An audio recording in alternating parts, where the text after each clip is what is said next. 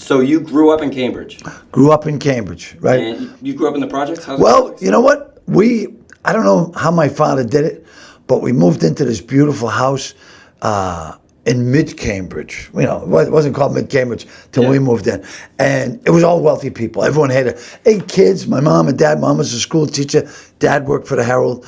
And we moved. What did Dad do at the Herald? He was a linotype operator, which, see, no one even knows.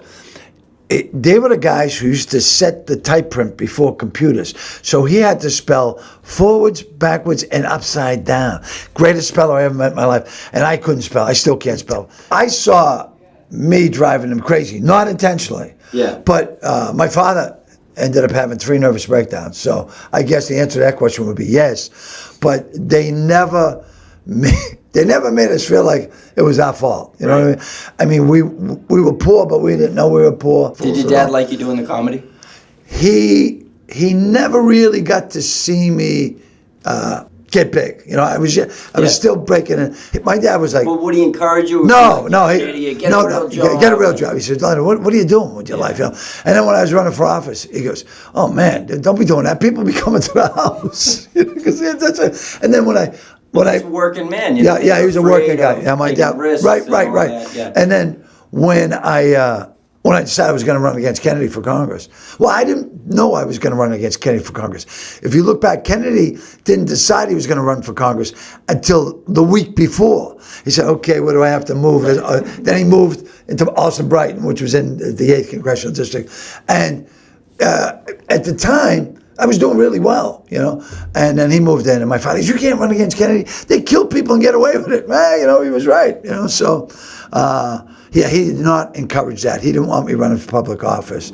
And it was just because he didn't want our name, you know, in case I really screwed up. He didn't want it to hurt the family name. We were talking about it earlier when my mother was crying, and I said, Mom, why are you crying? I said, well, your in-laws want to put your father in the nut house and give him shock treatments, because she, of course, was much more eloquent, but I knew what was going on.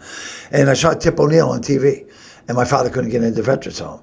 And I called up his office, and I said, can I speak to Mr. O'Neill? He said, who is it? I said, Lenny Clarke. I said, we got on the phone. He said, hello? I said, Mr. O'Neill, my name's Lenny Clarke. I'm not even old enough to vote yet, but I have a problem. My father's a decorated war hero, and there's a 3-year waiting list for him to get into the veterans home, and my mother's a mess because his side of the family wants to give him shock treatment, and my mother insists he doesn't need that. He just needs help. And he says, is your mother there? I said, yeah, put her on the phone. So he puts up, yeah, okay. And she hangs up, what? He's going to call back in 5 minutes. 5 minutes later, he calls back and says, Jane, he says, it's Tip O'Neill. He says, your husband's admitted to the Bedford Veterans Home tomorrow afternoon at noon. Wow. And she goes, oh my God, Mr. Is the kid there? The boy there? Yeah, put him on. She said, now remember, you promised you'd work for me. I go, oh, yes, I did, sir. And I really will. He goes, all right, I'm looking forward to meeting you. Wow. And my father was admitted the next day. 2 days later, he escaped. He goes, it's a nut house. He goes, I'm not nuts. I'm just tired. And it was so funny. That's so good. And then it never went back. Wow. And stayed in the house in Cleveland Street for the rest of his life. Oh, my mother would say, Leonard, why do you drink? And I said, because I'm depressed. She says, booze isn't depressing, you goddamn fool. That's why you're depressed. You know? Yeah. And I remember her saying, now you're in show business now. You know, don't do pills. You know, a lot of people are going to try and give you. Drugs. I go, they don't give them to you. They sell them to you. You know, but don't do pills. So I never did pills.